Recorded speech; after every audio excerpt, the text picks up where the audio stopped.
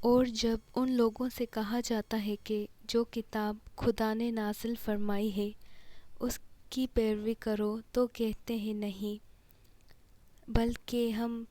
تو اسی چیز کی پیروی کریں گے جس پر ہم نے اپنے باپ دادا کو پایا، بھلا اگرچہ ان کے باپ دادا نہ کچھ سمجھتے ہوں اور نہ سیدھے راستے پر ہوں، تب بھی وہ انہی کی تقلید کیے جائیں گے۔ جو لوگ کافر ہیں ان کی مثال اس شخص کی سی ہے جو کسی ایسی چیز کو آواز دے جو پکار اور آواز کے سوا کچھ نہ سن سکے۔ یہ بہرے ہیں، گونگے ہیں، اندھے ہیں کہ کچھ سمجھ ہی نہیں سکتے۔